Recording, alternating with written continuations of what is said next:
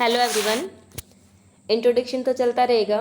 जिस काम के लिए, जिस मोटिव के लिए इस वीडियो पर आए हैं, सबसे पहले वो कर लेते हैं। ठीक है, तो हमारी जो क्लास 1 में चला आ रहा था सीक्वेंस एंड सीरीज़, उसमें हमने कर लिया था कि सेट क्या होता है। ठीक है, finite set, infinite set, supremum के बारे में कर लिया था, इनफीमम के बारे में कर लिया था, और सुप्रीमम के बारे में कर लिया था, इनफीमम के बारे में कर लिया था, और इनके ऊपर हमने कुछ थ्योरम की थी।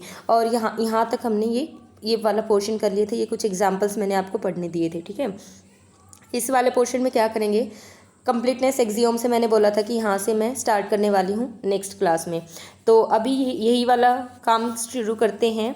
कंप्लीटनेस एक्सियोम क्या कहती है सॉरी, देखिए, कंप्लीटनेस एक्सियोम कहती है कि every non empty subset of the real which is bounded above has a real number as its supremum. ये बोल रहा है कि कोई भी नॉन एम्प्टी सबसेट है, अगर वो बाउंडेड अबोव है, यानी कि ऐसे mod s less than equal to k है, तो इसका मतलब है कि उसके पास एक रियल नंबर होगा जो कि उसका सुप्रीमम होगा। मतलब ये कि अगर कोई भी बाउंडेड अबोव सेट आपके पास है तो उसका सुप्रीमम होगा। कंप्लीटनेस एक्सियोम ये बोल रहा है। नेक्स्ट थ्योरम क्या कहती है, थ्योरम ये बोल रही है कि every non empty subset of the real number which is bounded below has a real number as its infimum. Same जो ऊपर लिखा हुआ है उसका अपोजिट कर रखा है। यानी कि मैंने आपको पहले ही बोला था, जो चीज़ हम सुप्रीमम के लिए करेंगे वही चीज़ हम इनफीमम के लिए भी करेंगे। तो अब कंप्लीटनेस एक्सियोम का मतलब ये होता है कि इस स्टेटमेंट को ट्रू मानते हुए मैं इस नीचे वाली थ्योरम को प्रूव करूंगी। ठीक है, और अगर मुझे इस ऊपर वाली को प्रूव करना है तो मुझे इस नीचे वाली को मानकर चलना होगा और ऊपर वाली को प्रूव करना होगा। तो आई होप ये तो आपको समझ आ गया कि आपको प्रूव क्या करना है इस क्वेश्चन में, कि कोई भी नॉन एम्प्टी सबसेट एस है रियल नंबर का विच इज बाउंडेड बिलो। अब देखिए ये क्या है, बाउंडेड बिलो है, has a real number as its infimum. देखिए, एस कंसीडर किया मैंने कोई भी नॉन एम्प्टी सेट। ठीक है, अब नॉन एम्प्टी सेट मैंने कंसीडर किया है तो ये भी बोल रहा है कि वो बाउंडेड बिलो है, तो इसका मतलब उसके सभी एलिमेंट किसी वी से ग्रेटर देन होंगे ना। वो मैंने कंसीडर कर लिया कि x greater than equal to v, यानी कि ये तो सिर्फ डेफिनेशन ही है। इतना तो मैंने क्या किया अभी फ़िलहाल कि मैं एक सेट टी डिफाइन कर रही हूँ। देखिए ये सेट एस है, इस सेट के अंदर आपके एक्स एलिमेंट आ रहे हैं, तो मैंने एक सेट डिफाइन किया टी जिसके अंदर माइनस एक्स एलिमेंट ले रही हूँ। मतलब ये कि अगर एक्स एलिमेंट आपका एस से बिलोंग करता है तो माइनस एक्स एलिमेंट आपका टी से बिलोंग करेगा। बस ये बात कहना चाह रहा है कि एक सेट टी डिफाइन किया जिसके अंदर minus x such that x belongs to s. अब एस नॉन एम्प्टी सेट है तो टी भी आपका नॉन एम्प्टी सेट होगा। ठीक है, मैंने क्या कंसिडर किया कि जो माइनस एक्स था उसको वाई पुट कर लिया। अब मैं लिख सकती हूँ ना कि वाई बिलोंग्स टू टी और एक्स बिलोंग्स टू एस। अब क्लियरली डिस्टिंक्ट हैं दोनों। X greater than equal to v condition already define थी, दोनों तरफ माइनस से मल्टीप्लाई किया तो इनइक्वालिटी चेंज हो गई। अब इनइक्वालिटी चेंज हो गई, अब माइनस एक्स की, अब देखो वाई क्या है माइनस एक्स, तो माइनस एक्स की जगह y less than equal to v for all y belongs to T.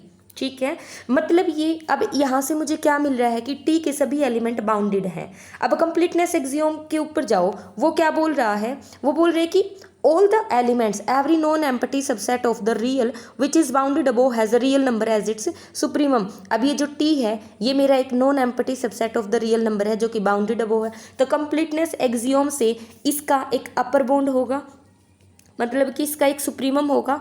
अब मैंने लेट किया कि minus L be the list upper bound of the set S. List upper bound है तो इसके सभी एलिमेंट इससे लेस होंगे, दोनों तरफ माइनस, यानी कि वाई की वैल्यू मैं अगर पुट कर रही हूँ माइनस एक्स तो less than equal to minus L for all. अब देखो कंफ्यूज होने की बिल्कुल भी रिक्वायरमेंट नहीं है, बस हम ये लेके चल रहे हैं कि x अगर s से बिलोंग कर रहा है तो माइनस एक्स आपका t से बिलोंग कर रहा है, और इस माइनस एक्स को मैं y पुट कर रही हूँ।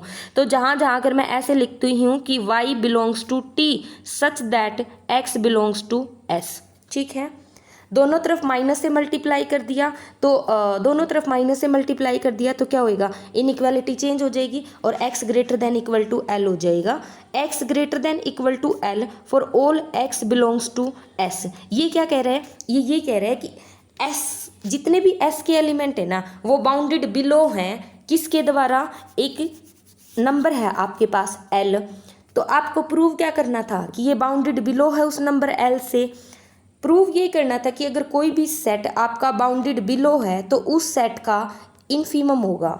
अब लोअर बॉन्ड तो आपने बता दिया कि ये इसका लोअर बॉन्ड है, इसको इनफीमम दिखाने के लिए क्या करना होगा मुझे, लोअर बॉन्ड इनफीमम तब बन सकता है जब अगर मेरा वो यूनिक हो जाए तो मैंने लेट किया कि एल डैश कोई अनदर लोअर बॉन्ड है। अब लोअर बॉन्ड है तो भी एक्स जो एस के एलिमेंट हैं वो सभी एल डैश से बड़े होंगे, क्योंकि लोअर बॉन्ड है तो इसके सभी एलिमेंट बड़े होंगे ना।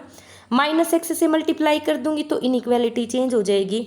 अब आ जाओ अपनी कंप्लीटनेस एक्सियोम वाली थ्योरम पे। वहाँ पे क्या बोला गया था कि अगर कोई भी सेट है आपके पास टी और उसका लिस्ट अपर बॉन्ड है, क्या था उसका लिस्ट अपर बॉन्ड, माइनस एल, तो ये यूनिक होगा ना।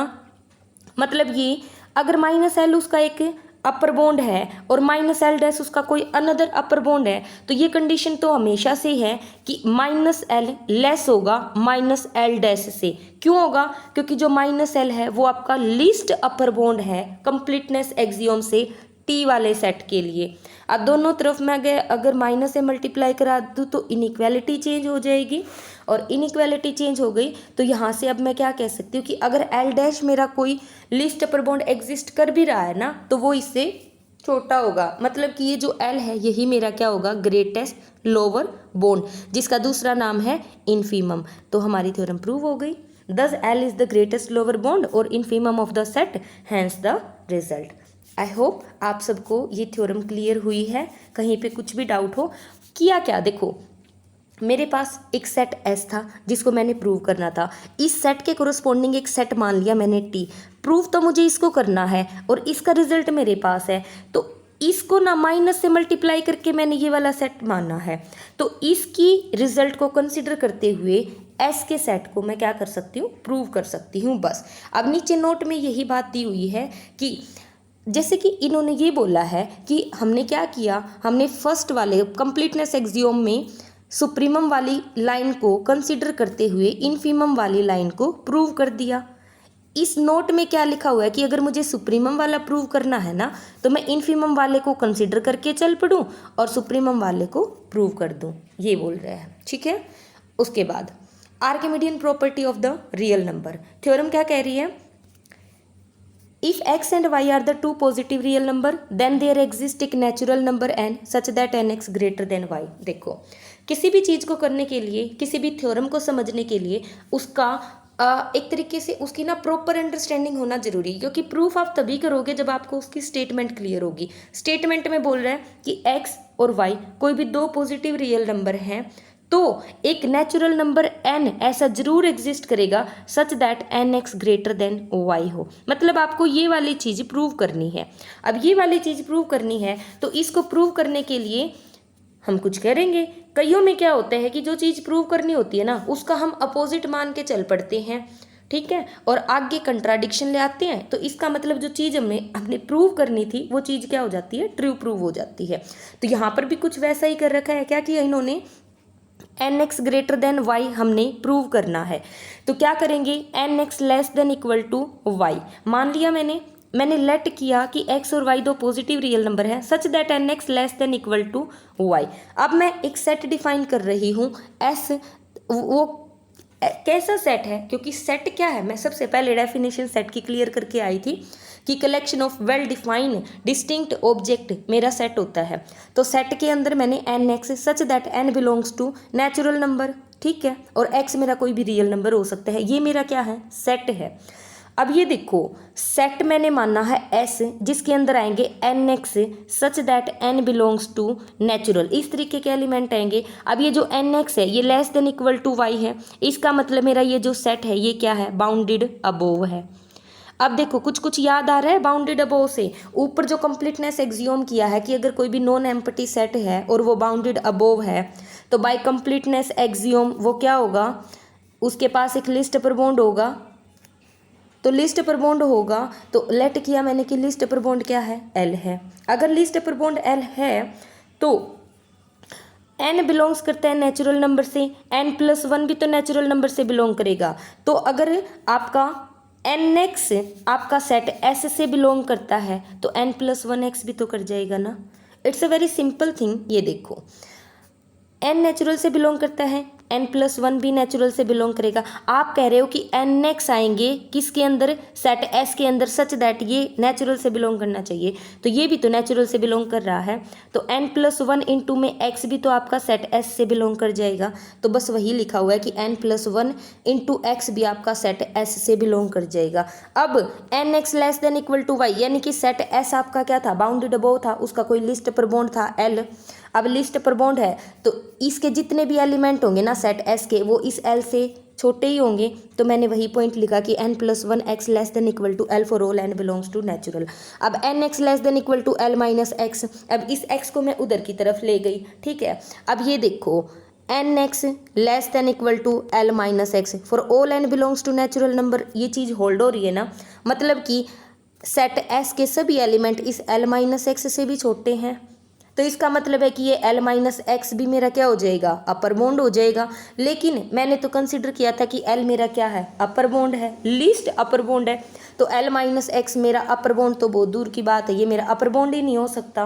मतलब लिस्ट तो दूर की बात है, ये मेरा अपर बॉन्ड भी नहीं हो सकता। क्यों नहीं हो सकता, क्योंकि मैंने तो L को कंसिडर कर रखा है। तो कंट्राडिक्शन आ गई। यही बात मैंने बोली थी कि कई बार किन चीज़ों को प्रूव करने के लिए हम उसका अपोजिट रिजल्ट मान के चल पड़ते हैं और आगे कंट्राडिक्शन ले आते हैं, जिसकी वजह से जो हमने माना है वो गलत हो जाता है और जो हमने नहीं माना वो हमारा ट्रू हो जाता है। तो इसका मतलब ये बात हमारी ट्रू प्रूव हो गई कि for any two real number x और y देयर एग्जिस्ट एक natural number n such that nx greater than y। ठीक है। करोलरी में क्या कहता है कि if x greater than 0 then there exist एक natural number n such that n greater than x। देखो प्रूव क्या किया आपने, nx ग्रेटर देन y। अगर मैं इस x की वैल्यू 1 पुट कर दूं और y की वैल्यू x पुट कर दूं इस वाली फर्स्ट वाली इक्वेशन में, तो आपको क्या मिलेगा, n ग्रेटर देन x। आपकी प्रूव होगी करोलरी 1। सेकंड करोलरी में क्या कहते हैं कि for epsilon greater than 0 however small there exist एक natural number n such that 1/n less than क्या होगी, एप्सिलॉन होगी।